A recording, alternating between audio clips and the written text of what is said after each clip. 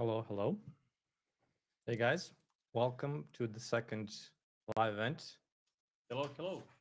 Do you hear the sound? Uh, can you let us know if you can hear us so we can make sure that everything is good regarding the sound? And we're slowly gonna start. Hi, Badia. Ciao, Nicola. Ciao, Nicola. Ciao, Mahdi. Awesome. So you guys can hear us. Yeah, Cool. great. Yeah, this is our second live event prior to the optimization in Grasshopper workshop. This is going to be an open call where you guys can ask us any kind of questions, which is connected either to the optimization or Rhino or Grasshopper. But first of all, we're gonna give priority to you who are with us live today. So if you have any questions that you wanted to ask us, you can write down the questions, and we're gonna answer those live first, and then later on we have other sets of questions that we got from the last couple of days. We asked people on Instagram, on YouTube, on our school platform to tell us if they're interested in knowing more about optimization. So we're going to answer those questions later on. And before we do any of this, I'm going to first just give you like a short introduction of what this um, workshop is going to be about, where you can find all of the information. So that's going to be the next step. Hmm? Can just open YouTube for a second, just to check if it's unlisted or public It's link. public. Oh, it's public. Uh, so the next thing is let me share my screen just to kind of show you what we have here. I'm gonna share my screen right here. Actually, it's open already. Okay. So uh, for those of you who are not in our school group, you should definitely join. Let me just show you the URL. So the URL is school.com/howtorhino. When you land on this page, it will look something like this. And this is going to be like a video that you will see here that explains what the workshop is all about. And all you need to do is actually click on the join button here on the right side and create your account. When you get inside, you will land in the community tab. And here you will see the first post that says optimization in Grasshopper. This is going to be you will have all of the information about the upcoming workshop, so please read through all of this information. This is the most important URL on top that has these green check marks. When you click there, it's going to take you to the actual workshop page, and you will have another video explaining in more in depth how we're going to do the workshop. And you also notice that we have here, again, 4 live main events on 4 days. It's going to start on November 6th. It's finishing on November 9th. And you can actually click on any of these events and add them to your calendar so you don't miss them. So you simply click here and you add this to your calendar. And that way it will be synced with your time zone so you know exactly when it is, so you don't miss it out. You can do the same thing for all 4 events. And you can also click here to download the workshop timetable. This is exactly like what we're gonna have here. This is the image you can see for the workshop. And it's really important that if you want to participate in our live quiz that's gonna happen on the 4th day, we'll be publishing a lot of, you'll be able to win a lot of prizes. So if you wanna participate in those, all you need to do is actually follow each day, be with us live, and you'll have the much higher chances of winning really good prizes. So that's regarding the intro. Again, when you go to the workshop page, it's going to open up like this. Here you have this main video of me explaining how everything works on this page, and you also have you can download the full workshop timetable here. This is also a PDF document that contains all of the information about every single event and what we're going to be covering. But in more detail, you have every single page here has its own dedicated place where the video is going to be hosted. You have here also the live links for the workshops, and also how you can add them to your calendar. And you also have here the time zones based on where you are. You can kind of see how this compares with your time zone. Uh, One important thing to note is that we have one page here called installing Ladybug. So make sure to install Ladybug for the workshop. This is the only plugin that we're going to be using. And you have the video of Ognian here explaining how to install Ladybug. If you have any questions, any problems, please let us know. You can simply post your questions below in any of these posts. Um, Yeah. So, guys, if you maybe missed our previous live event, so with us is Ognian. He's architect and computational designer. Hello, everyone. And he will be the tutor of the upcoming workshop. Yeah. So for those of you who were not with us last time, Ognian is computational designer. He's really an expert in this field. That's why we joined forces with Ognian to bring to you this very um, unique workshop. And this is something that we personally don't have a lot of knowledge in. Ognian is an expert in this field, so that's why we wanted to kind of collaborate on this project. And yeah, right now, let's start with answering your questions, and then we're gonna move on to the next part where we answer other people's questions. Okay, so I have one question here.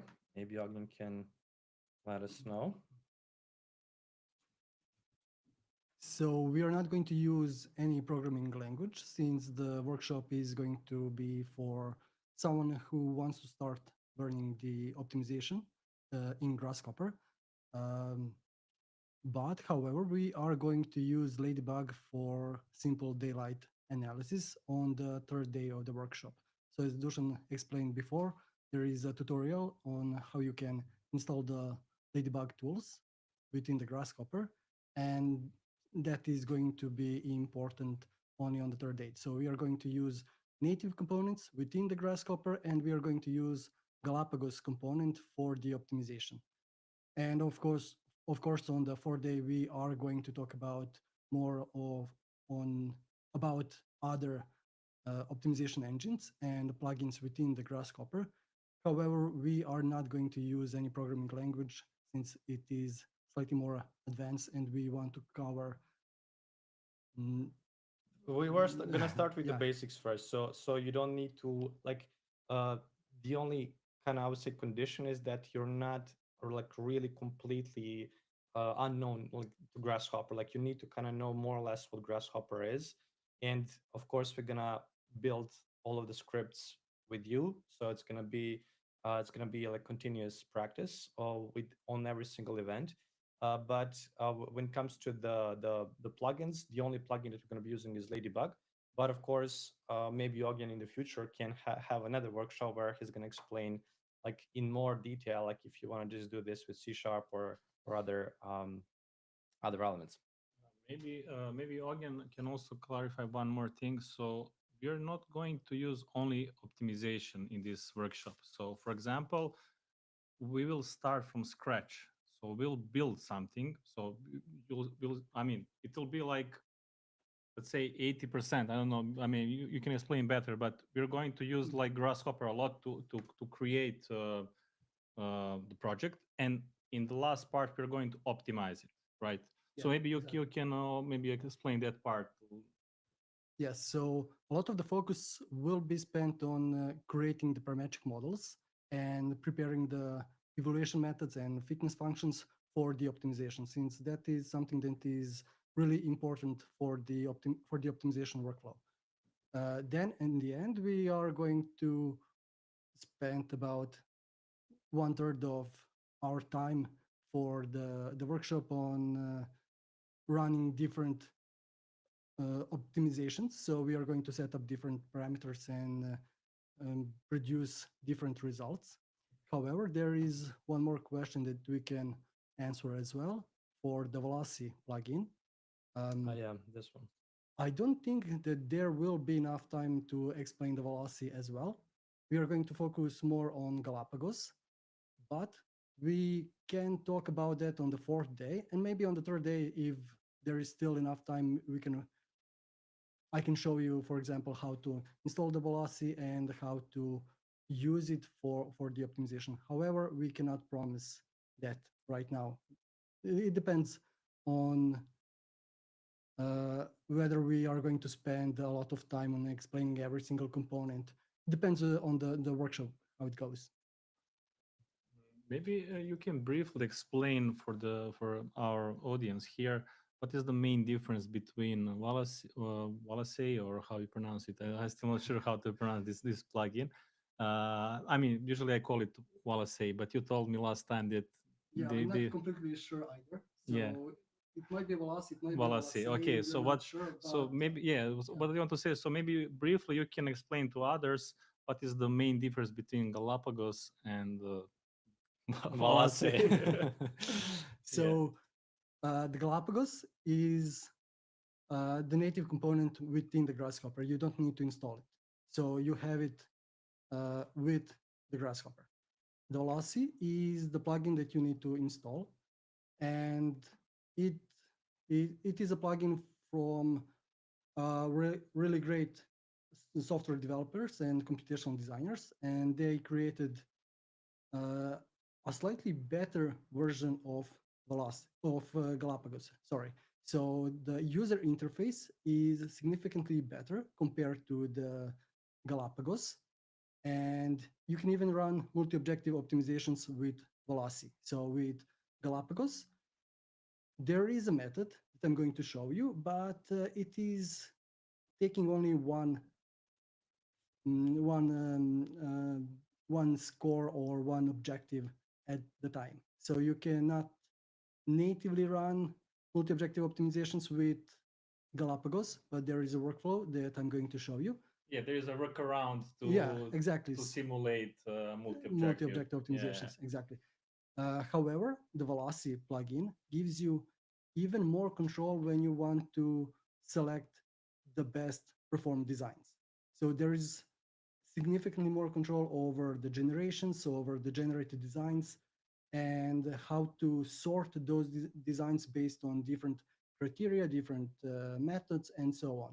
So if you're really interested in Velocity, we can probably tell us in the comments, and we can probably discuss it and slightly change. Yeah, maybe we can show some examples at the end to kind of see what Yeah. what On the it fourth can day do. of the Yeah, workshop. Yeah. yeah, maybe. But regarding the workflow, it is similar. So you need to have your parametric model that is able to produce various designs, and then you need to have the evaluation method that is going to give some scores, and that is something that we need to use in order to tell what is poor and what is good design.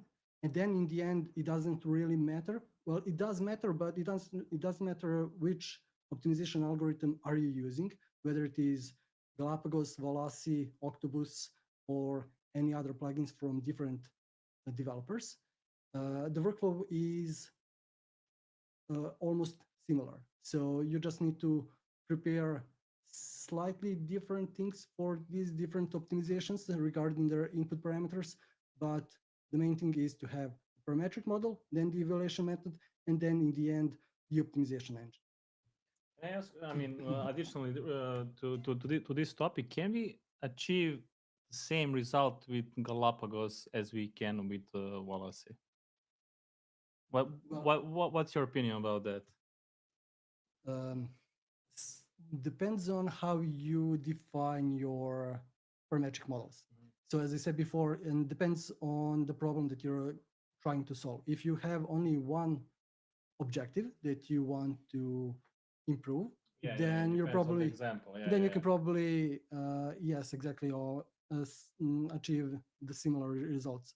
So when you have multi-objective optimizations, then you need to combine different multiple objectives into a single fitness function for the Galapagos. Maybe we can keep that for the third day. Yes, we are going to keep that for the workshop. Yeah. Okay. But however, it is achievable, but Yeah. you need to Okay. work around. Okay.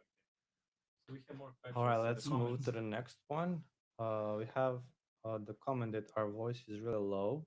So I just increased the volume. Hopefully you guys can hear us well. And try to maybe speak a little bit louder. The second question is, my general understanding of facade optimization is limited to fixed shadings. Is there any possibility to expand the topic to optimizing the kinetic and adaptive facades? So for the optimizations, you can actually do anything that you want. The only thing that you need to worry about is your parametric model and how you evaluate the generated designs. So your parametric model needs to be able to generate various designs. It doesn't matter whether you have static model or kinetic model in the end. For all of those generated designs, you need to have a single value that tells us whether it is a poor or a good design. So you need something that evaluates the performance of your generated models. Then the optimization can either minimize or maximize those objectives. And that is how optimization works. We are going to talk about that on the first day of our workshop. However, it is possible to do whatever you want. So it depends on the logic that you set up in the first place. I mean, this is probably connected with the previous question. This is like the continuation. That Yeah. seems hard to me to know what parameters can be optimized in an adaptive kinetic ones. I mean, this is connected, of course. So again, I think it really depends on a model and what type of logic you have within the model. And then like kinetic, like also need to define what is adaptive kinetic facade and like what are the movements and like what are you optimizing for essentially, right? So are you planning on, okay, you have a kinetic facade, but do you like, is this given, or you're trying to make the best effective kinetic design based on some parameters, right? So it kind of, you need to know the goal of what you're trying to optimize for. Based on that, you plug in the parameters that you want, and then you have the actual geometries that are moving or rotating and creating the best optimization algorithm for that objective that you gave it at the beginning. So it kind of depends, like it's not all black and white. It depends on like what's your goal at the end. um, will you concentrate on uses within architecture? Yes. So it's going to be only optimization for architecture. And we're going to cover, I think, was it also urbanism? Yes. So we're going to do facades. We're going to do one basic, like general example of how this whole thing works, and or urbanistic optimization as well. Yeah, but gradually we'll increase the complexity. So on the first day we'll start with the basic things, and then day by day we'll increase, the complexity. Yeah. So it's gonna be, even if you're never used this before, you'll be able to follow. So don't worry. All Yeah, right. but you need to be familiar with Grasshopper. Yeah. All right. So this is not really connected with the topic. Do you know Run Inside Revit online courses? We do have our own Run Inside Revit course. You can check that out.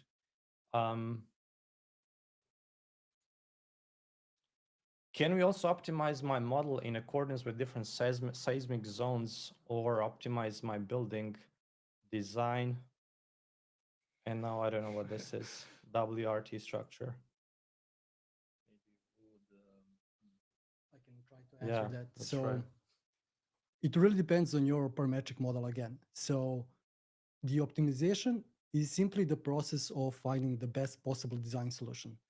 And it is trying to find the best possible design solutions within your parametric model. So your parametric model is defined by the logic that you set up and the numeric input parameters that you are working with.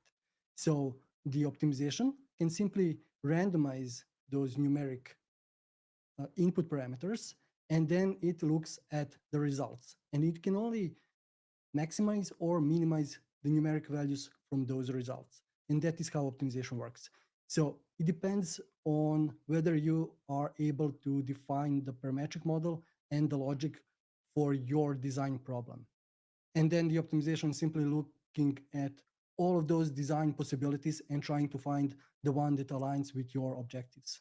So that is simply the logic behind the optimization. So in general, you can do whatever you want, but it depends on your parametric skills and how you define those parametric models for your design problems. So it is achievable.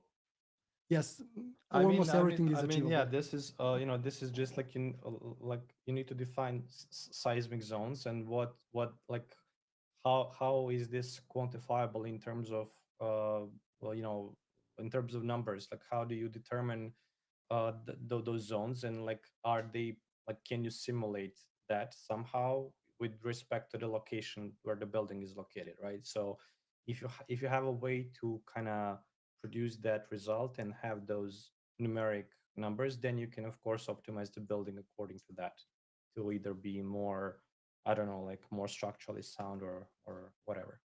But I think this is related, this part. So WRT is with respect to. So optimize my building design with respect to structure. So maybe he can combine Caramba plugin Yes. with Galapagos. So exactly, you can use different plugins for structural analysis.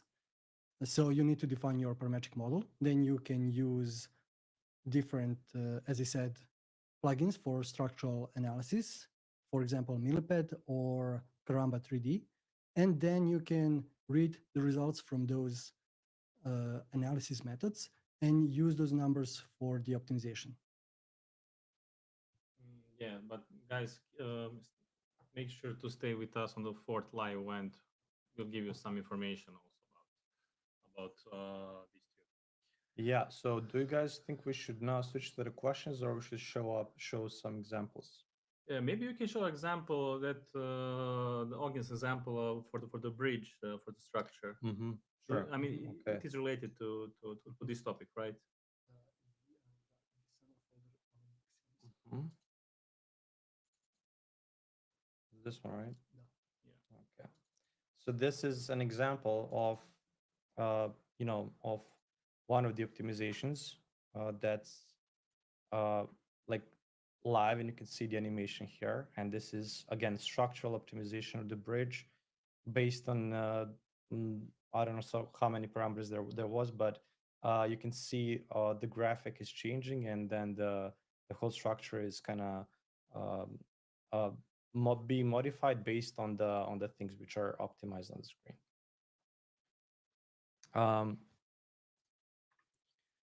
Okay, that's the one we wanted to show. Which, yeah, maybe we can show you some other ones that we also prepared. So just to kind of give you an example of what optimization is all about, you can see here on the screen. Let me just see if we can also be inside of there. There we go. So this is, for example, optimization of smallest bounding box. Is this the same way? It's the same one.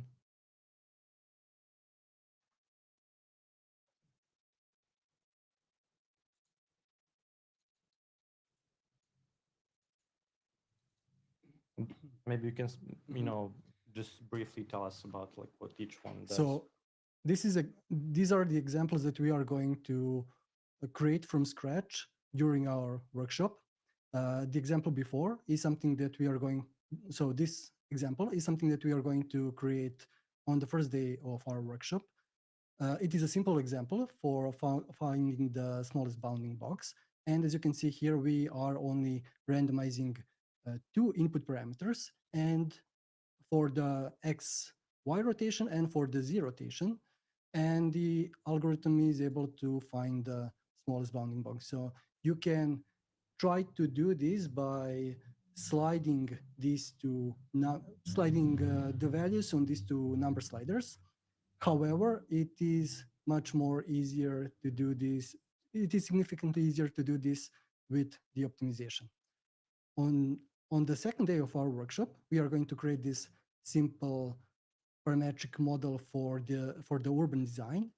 And as you can see here, we have a lot more numeric values that we are going to use as inputs for the optimization.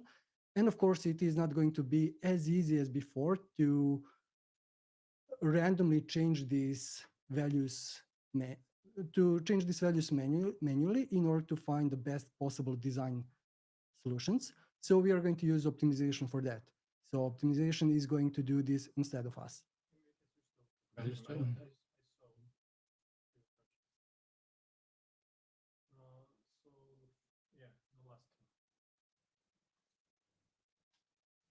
Will we have access to the Grasshopper scripts? Yes. Yes, you will have access to the Grasshopper scripts in the end. However, we are going to create this live during the workshop. So I'm going to show you step by step how to do this in Grasshopper. So before we do that, actually, I'm going to explain to you what the geometric operations will be necessary to perform in order to achieve these results. And then I'm going to show you step by step in Grasshopper which components to use, what workflow to use, what should you avoid in order to have efficient parametric models. And then we are going to run different optimizations in the end. So as I said before, this is something that we are going to create on the second day. And then we can. So essentially, yes, the scripts, you will get the scripts, but we're also going to be making the scripts live. So the second day is going to be urbanistic. The first one is going to be the general explanation. And should we show this one, these two? No. Okay. So this is going to be the third day, where we're going to play with the facade. But we'll not go in detail right now. Yeah. Because I see a question, what optimization or what exactly. So briefly, we're going to cover one simple, then urbanism, building. Yeah, exactly. So we are going to have two simple parametric models on the first day. Then we are going to have one example for the urban design on the second day.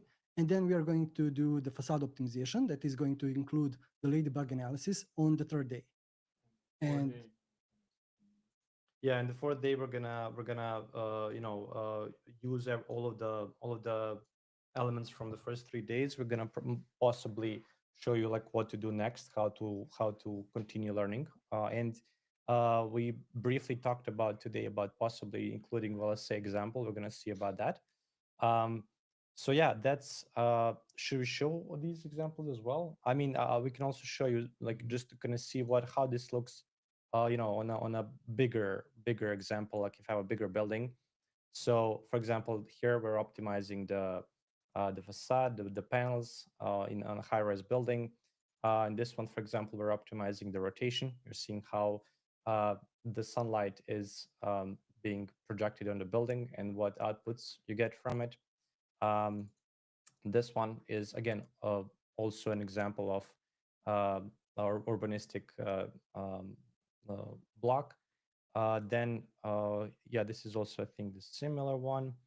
We also have one pavilion, for example. This is how you optimize the shades, the shading panels. So this is all done through this technique of optimization. All right, so right now I think we should switch to the questions. We are almost halfway there.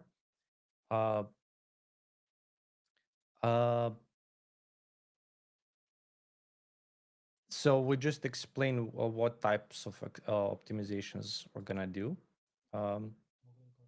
Which one? This one. So for all of these examples, we are going to explain in detail what our objectives are going to be. So for the urban design, we are going to try to find the closest value to the site coverage and the building area. So the optimization is going to randomize the input parameters for the urban design, and it is going to evaluate the site coverage and building areas for all of these different buildings that we are generating on our site. And by the end, you can simply set up two values for your as your objectives. So for example, you can say, I want the site coverage to be 0.1 and the building area to something like 130 square meters. And the optimization is simply going to run through multiple iterations. It is going to generate thousands of design solutions, and it is going to produce you several optimized solutions. So several solutions that are aligned with your objectives. So you don't need to manually change the input values. You can simply run the optimization and it is going to do that instead of you. And of course, on the third day, we are going to do the slightly more complex optimization, which involves daylight analysis. And we are going to play around with positioning the facade panels that also include the shading panels. And we are going to run different facade variations in order to generate the results, in order to find the results that have enough daylight within the building. And this is, for example, one of the objectives that we are going to try to achieve with these optimizations. So hopefully this answers your questions. Okay. Will you be able to show us how to export Revit model to Rhino to do optimization modeling for it? Main design is modeled on Revit, so would always be a case of exporting Revit with updated design. So this is actually, this is not the topic of the workshop because we're not gonna involve Revit at all. Everything is gonna be done in Rhino. If you are not sure how to export, from Revit to Rhino, you can join our community, and we have a lot of resources inside of there on that topic, and you can actually, ask there as well, and people will jump in. But yeah, you need to emphasize that you need to have parametric model in order to do optimization later on. So you cannot just export Revit file, Revit model into Rhino. I mean, it depends what you want to optimize actually, but I'm sure that you need to have a parametric model in order to do some optimizations in Grasshopper later on that particular model. Yeah, so essentially everything is running through Grasshopper. So the model itself needs to be able to be parametrically modified. If it cannot be parametrically modified, there is no optimization happening at all. So, exactly. If you just import the model and you run optimization, like what optimization and for what, like you need to create the parameters that are going to get optimized, if it makes sense. So that's why we mentioned that in the first part, we're going to create Grasshopper parametric model with Grasshopper, and after that, we're going to optimize it. Okay, let's answer this last question, then we're gonna go to the questions from our community members. What are the best AI tools to use with running Grasshopper? This is more like general question, I would say. And again, there is no like the best AI tool for this. One tool that I can recommend that we're gonna showcase in December is called Raven.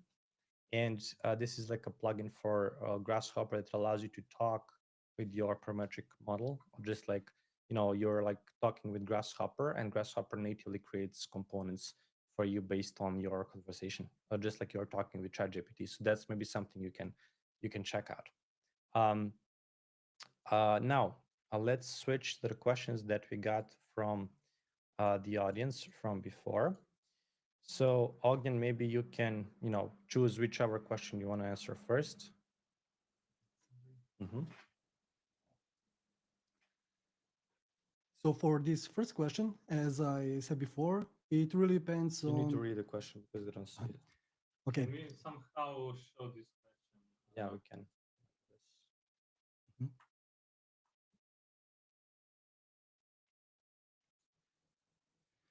So let me read it anyways. So the first question is how to go about optimizing refurbishments, renovations, transformations, and the like. I would like to see a workflow where you go about optimizing different fenestration options, for example, against energy use, daylight, carbon footprint, cost, etc. Another fun one for structurals could be new balconies on an existing buildings. The options are endless. It would be appreciated if you offered your take on it. So actually, it really depends on your parametric skills and how you define your parametric models. You can, as I said before, you can actually do whatever you want. However, your parametric model needs to be able to generate different design variations. So you need to think about what are all of the what are the possible solutions and how to define the geometric logic for generating those designs. So we are going to show you the simple daylight analysis on the third day, and maybe this is something that might inspire you on how to link this to your parametric model in order to optimize your design.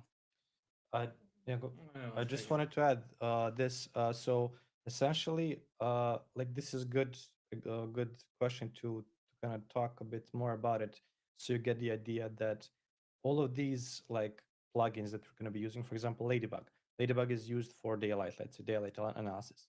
Maybe there is some other plugin that is used for carbon footprint. Maybe there's another plugin that's used for energy use or whatever, right? So every single plugin that exists in Grasshopper that can do these kind of calculations, you can plug them in into your optimization, and then the optimization algorithm is simply using the data from those plugins, and based on what you want, based on the result you want, it's optimizing them. So essentially, think about it as it's like moving sliders on every single possible solution. And instead of you doing these manual movement of sliders, the optimization algorithm is actually doing that for you. And it's giving you the results that you can quantify. And at the end, you have like the best possible solution for the best possible carbon footprint or energy or whatever. So that's essentially what optimization is. And you can think about all of these plugins that are generally good in Grasshopper. You can use them for many different things. We mentioned Karamba earlier, with all of these other tools. They can be used together with optimization to make the best choice. We can, answer to question we have in our chat. Which one? From Hussein. This one. Can the optimized that one? Can the optimized data be exported to Excel sheets? Yes, exactly. This is something that we are going to talk more about on the fourth day, but essentially you need to record all of the data that you are calculating when you generate of each of these design solutions, when you generate each of these design solutions, and then by the end you can export the data. You can export it as CSV files, or you can use the Lunchbox plugin in order to export it directly to the Excel. On the fourth day of the workshop, we'll give them Yes. some information about it. All right. We have a comment. I learned Rhino in my college, but I got rejected to several companies. They prefer other three tools like SolidWorks. We are here in architecture. So in architecture, we do not use SolidWorks. Probably you're from different industries. So right here, we're showing like how Grasshopper Rhino are used in architecture specifically.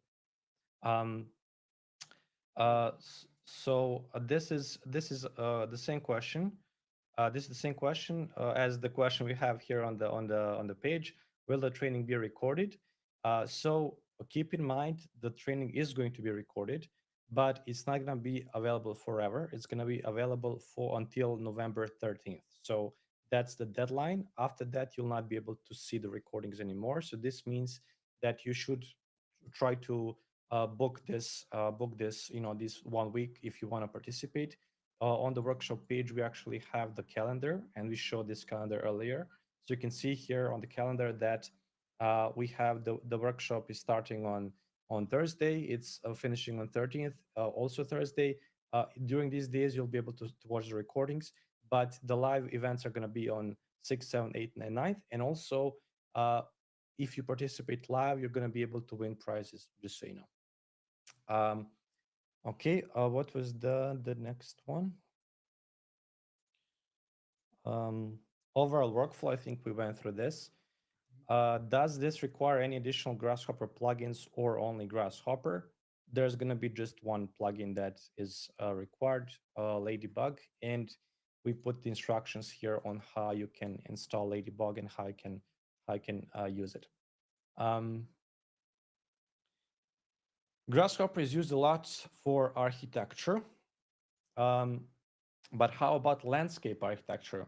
I have been using it for climate studies such as wind, thermal comfort, and also some paving pattern studies. It will be great if I can share more potentials of Grasshopper in public space landscape design. Thanks. I mean,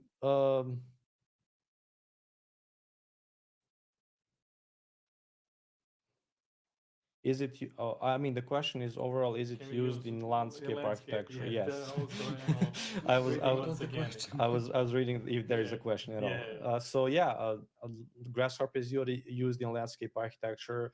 We have many people who are landscape designers and architects who are within our courses, and they are learning Grasshopper because they can utilize Grasshopper to create, urbanistic patterns and elements. Think about this as a Grasshopper, I would say, can be more generalized in a way that if you understand the core logic mathematics of Grasshopper, you can apply it on any single, field, as long as you have overall knowledge of how that works. If you're doing some kind of design on architectural building, or you're doing a design on a piece of jewelry, or you're doing a design on landscape, block, it's all gonna be the same principle.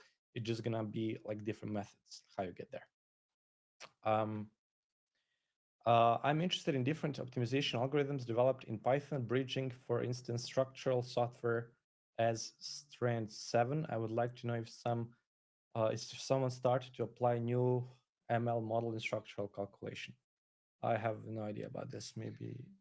So there are different libraries available for genetic algorithms in Python and in C# as well. In C# it is called genetic sharp, I believe, and for the Python you have something that is called, I believe, deep, and that is the short for, I forgot exactly what was the name, something like deployed genetic evolutionary algorithms in Python. I'm not completely sure, but overall there are some open source libraries that you can use and possibly connect to your Python workflow. However, this might be the good question to ask on Rhino or Grasshopper forum, or to contact the developers directly. So you can probably find more information about this on the GitHub as well. So you can simply try to find these open source libraries, contact the developers, and ask them for any guidance. Also, probably there are a lot of documentation on this topic as well. So try to find more information on the internet as well. Maybe I'll give you this one. Mhm. Can we calculate rain off of a side using Grasshopper? Yes, well, I don't know if there is available plugin for this, but I have developed for myself the C# script that calculates the rainflow on the terrain. And this is something that is slightly more complex to do in Grasshopper with the native components, since it is based on simulation or iterative calculation. So you need to have multiple drops of rains, and then you need to calculate one position and then move it to the next position, and then you have all of those trails. So then you need to read the data on those about that simulation. However, I'm not sure if I have seen the plugin for that in Rhino. Maybe if you're interested, you can contact me directly, and I'm going to send you the C# scripting component in Grasshopper that can run these type of analysis. I mean, I would probably maybe try to search for some sort of fluid simulation plugins. Maybe that's something that can be connected in this case. I don't know if we ever used something like this. There is one. I forgot the name of one plugin. I remember it's bluish, yeah, violet, icons in Grasshopper, but I don't remember the name. Okay, so maybe we'll be able to, like, Yeah. if we find it, we'll put it I in the forgot the name. description after the Yeah. recording ends. How important is learning C# or Python for Grasshopper? Depends how serious you are. Yeah. Yeah. I mean, you can explain better because you're more familiar with the C So you don't need to learn C# or Python if you don't want to. You can achieve almost anything within the Grasshopper. However, when you start building more complex things in Grasshopper, it starts to be slightly more complicated to achieve certain things, and it becomes easier to do the same thing with C# or Python programming skills. So that is something that is called object-oriented programming. And for example, you don't need to worry about complex data structures and paying attention to all of these different branches, whether everything is connected to everything. You can simply do for loops, different for loops and nested loops with the C# or Python, and that is something that is more powerful to do with these components. And also you can do a lot more things with these components. You can also create plugins for Grasshopper with C# and Python. So my advice would be to start with the Grasshopper, since this is something that is called visual programming. You're simply placing the components and connecting the components. And behind all of those components, there are lines of codes that you're simply connecting together. So you are essentially doing programming, but it is called visual programming. And when it starts to get more, when you start to create more complex things in Grasshopper, you can then try to learn C# and Python. If you feel sometimes limited with vanilla Grasshopper with the Grasshopper components, maybe you can that's a great sign that you should start learning C# or Python. But I once asked Ogin, why? I mean, I had similar question to Ogin before, and he told me like if you want to develop your own plugins, that's one of the reasons you should start learning C# or Python. Yeah, and for me, the most difficult part when I started learning C# and Python was how to read Rhino comma. And I mean, in Rhino comma you can find a lot of different it's not called components, but all the functions. Yeah. So how to use them, so how they can be used in the code, for example, um they're like a tree method.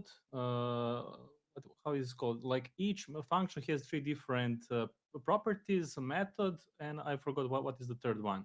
So for example, if you want to create let's say a plane, you have like a method, properties, and something third. I forgot the name of it. Constructor. Yeah, constructor. So why when I should use method, what is constructor, what is properties, and what's different between them. So for me, that was the most difficult part when I started learning C# and Python.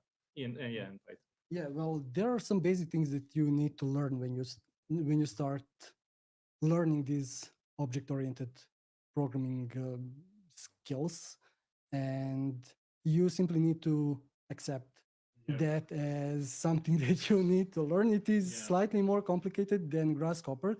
But in Grasshopper, there are also a lot of these basic concepts that you need to learn.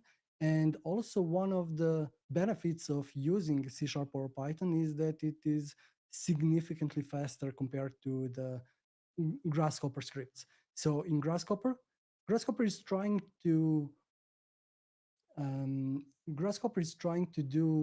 test every input and output you provide to the components.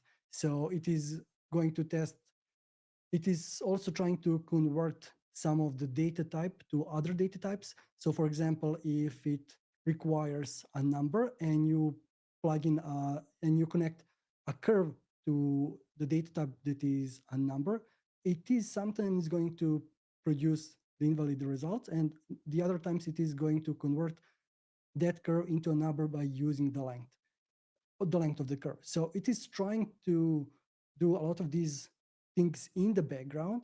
However, when you define your logic in C# or Python, you avoid all of these testing in the background because this is something that you define the logic. And of course, one of the reasons is that you are going to have significantly faster algorithms, and of course C# is also even more faster compared to the Python. Python might be something that is easier to learn at the beginning. However, for me personally, it was C#, and the C# is something that I started with. So So basically, C sharp, if you define the logic, you'll basically skip some unnecessary steps that Grasshopper does in the background. exactly. Yeah, okay. Yes. Okay, I have two more questions here. Um, can we be guided in the urban segment with road to plot efficiency and density efficiency? And I think this is also connected to the Yeah, I second think one. this Mhm. is Also, any info with efficiencies in the urban segment, right? Like road to plot ratios, green coverage percentages. I mean, you can generally, Well, explain this. Well, again, it depends on the parametric model that you are going to create. In the workshop, we are not going to create the parametric model for some large scale master plan that is related to your that is related to the urban design in general with roads and everything, because it is going to take a lot more, significantly more time. So we are going to do simple examples during the workshop for everyone to understand. And then if you're interested, you can create everything by yourself.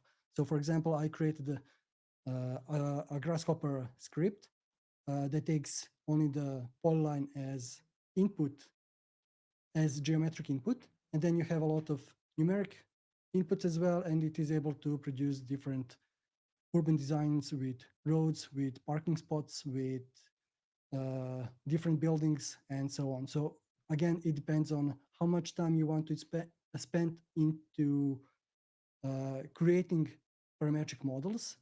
And again, the optimization is simply trying to find the best possible design within the design space of your parametric model. The optimization is not going to produce some best possible designs that are outside of the reach of your parametric model. So if your parametric model is not able to produce those results, those generated design solutions, then the optimization is not going to do that.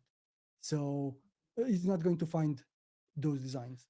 just, guys, even though we explained before, I want to emphasize once again. So what optimization does, so it just find the best position, let's say, of your sliders in the model. So just, to simplify it like that. So you just run the optimization, and it just changes it. I mean, the optimization changes those sliders that you already have in your Grasshopper file, that you select that which sliders want to be optimized, and then you just find the best position of those sliders. So that's, Yeah. to That's yeah. simplify I it. mean, we already Yeah, explained this, yeah. but yeah, essentially, imagine you have like you need to have parametric model. You need to define parametric model. Everything that you defined is gonna be calculated. If you have something that is not defined, that's not gonna be calculated. Simply, whatever you define, we can calculate everything in that scope. We cannot define. We cannot calculate the best solution for something else that we didn't define in the Yeah, so file. that's why Augie mentioned like a few times in this live, and how important it is to have like a good Grasshopper, a good parametric model. And in our workshop, we are going to create first parametric model in Grasshopper, and after that, we're going to run optimization. All right, let's answer some more questions we have from before. How to join? So I think we explained this again a couple of times. All you need to do is go to this link and this is the link where you can join the workshop. How to show the results with good graphics and visuals to convey optimal results. So we can see that most of you are interested in displaying these cool graphics. And this is something that we are going to talk about more on the fourth day of the workshop. However, you should know that with what we did here is to export image sequences, and then we combine those image sequences into these graphics. So, mhm. So in order to create these animations, you need to export image sequences, and you do that by running the optimization. And with every generated design, you trigger the command that is similar to view capture to file in Grasshopper, in Rhino. So when you generate these designs, you also export the images, and then you save those images and then combine everything in image sequences like this. So this is something that is slightly more complex, and we are not going to do that in the workshop. However, we are going to talk about this on the fourth day of the workshop. Yeah, Yeah, we will cover, this is some I would say this is important that that like if you have the optimization running but if you cannot show the results, like there's no point. So also the presentation of these results is equally as important as the optimization itself. What is it about? I think we went over this. Yeah. Have you ever done space optimizations influenced by sound? Maybe we can show your example. What is it? animations. This one. Okay, so this is space optimization, where maybe Jorgen, you can sound optimization. So this is the example that I created, and this is the design for the concert hall.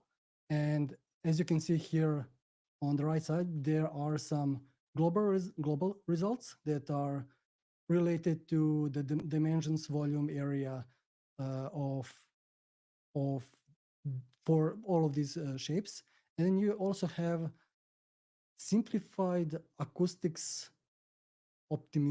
simplified acoustics simulation in order to produce these results that are related uh, to the intensity of the volume and so on. So you have a lot of numbers that are results from these acoustics. I would maybe just point out, for example, if you see these input parameters on top, so think about all of them as like sliders. Like imagine each one of them is a slider in Grasshopper, and that's why we again talked about having very good parametric models so that you can control these sliders, so that the optimization can run and can find like all possible sequences of sliders that would at the end give you the best possible result you're going for.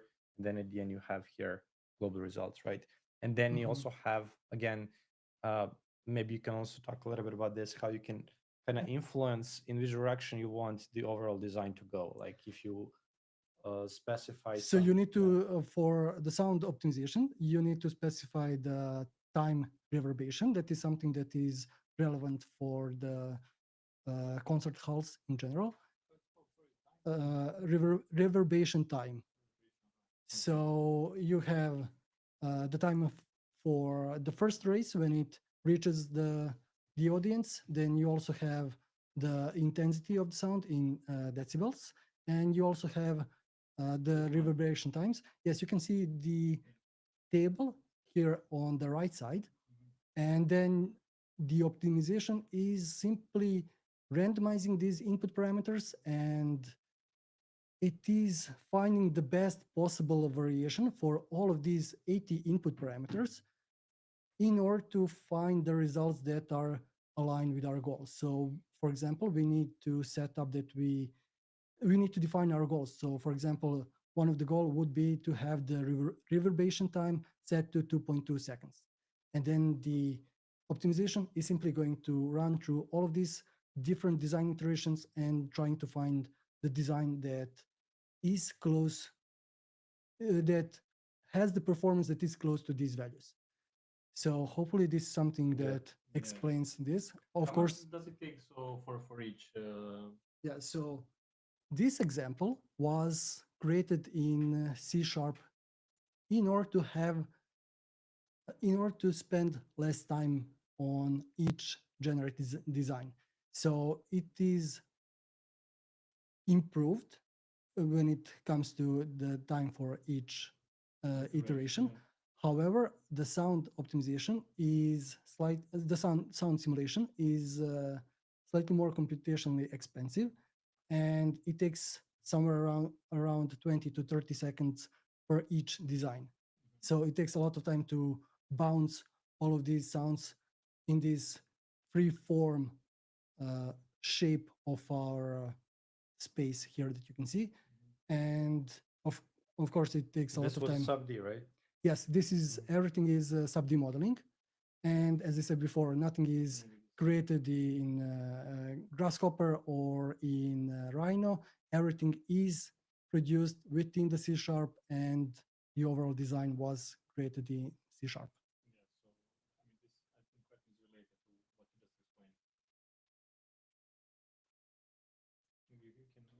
So by parametric model, do you mean the entire building would be created directly in Grasshopper rather than modeled in Rhino first, and then optimized using plugins with Grasshopper? Yes, exactly. That is what parametric model means. So parametric model is a dynamic model that is defined by your input parameters. So you can have geometric inputs and you can have numeric inputs.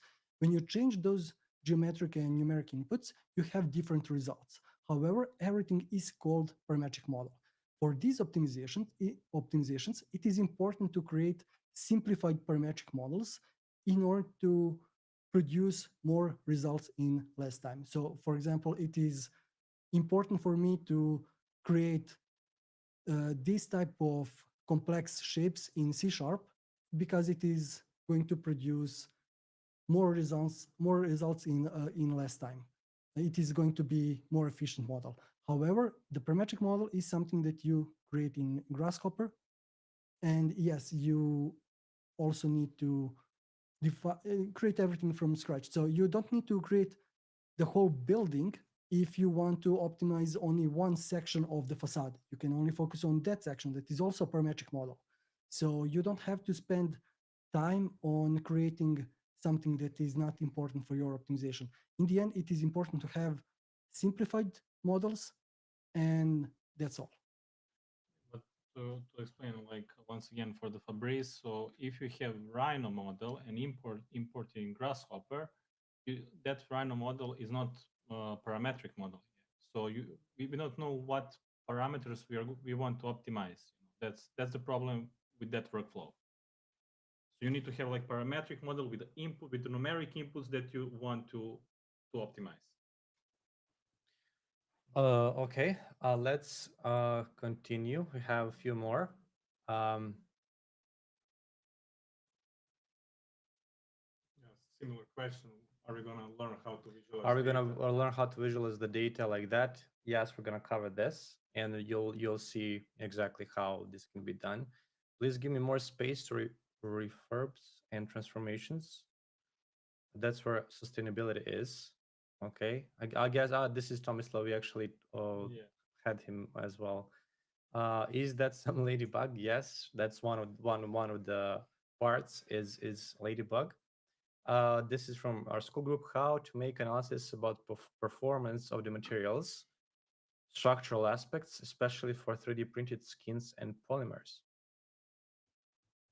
So most of these plugins that are related to structural design have the ability to include different properties for materials that are not widely used. So for example, you have presets for aluminum, for steel, for wood, and so on. However, if you have custom material that you're developing or that you're using, you have the ability within those plugins. Well, I know for sure that you have this in Millipede and Caramba 3D. I'm not sure about other plugins, but you have the ability to set up the Jung's module, I believe, and some some of these other parameters that are relevant to your material. So you need to decide what plugin you're going to use for structural performance, and then you need to find how to set up these material properties. However, most of these plugins already have this ability to set up the material properties, so you don't need to worry about that. Okay, dear workshop team, thank you for organizing the upcoming workshop. I'm really looking forward to it. I have a question related to optimization in daylight simulations. Since Octopus doesn't currently work with Rhino 8, I would like to know whether the workshop will cover or support optimization using Opossum, or as it seems to be the only available option. Maybe you can tell us about all of the options. Well, I'm not sure about this. The Octopus doesn't work with Rhino 8 since we use Octopus in Rhino 8. And this is something that we can talk about more on the fourth day when we are going to cover more optimization plugins. However, I mean, we tested all of them almost, right? So, well, let's say Galapagos, Octopus. So it seems like for us, it seems like all of them are working. So possibly there is a problem with your either installation or something with Rhino 8, but it's definitely working. But isn't Ladybug work for the daylight optimization simulation? yes, those are two different things. So you Yeah. have the Ladybug plugin that we are going to use for the daylight analysis. And as I said before, the first thing that you need to have is the parametric model. Then you have something that is performing an analysis. And then the third part is the optimization engine. So we are going to use the Ladybug for the analysis for the daylight simulation. And then we are going to use different optimization engines. So these are two different things. Okay, this we covered this. So we're gonna cover, as we said, Ladybug. And how did you make the illustrations in the post? They're so cool. Again, we're gonna talk about this. So once again, guys, everything is gonna be located when you join under this link, school.com/how-to-rhino. Just go onto this page, click on this link, read the information, and everything is gonna be located there. We're looking forward to the workshop. Is gonna be in less than 2 weeks. So in less than 2 weeks, we're starting with the workshop. If you have any additional questions for us, feel free to join the group, ask us the questions there. And thank you all for joining us today. Okay, guys, see you on the 6th of November. Yeah, see you in couple of weeks, guys. Bye bye. And also thank you for the questions. And yeah, thank you for the questions. Thank you for joining us. See you. Bye. Bye.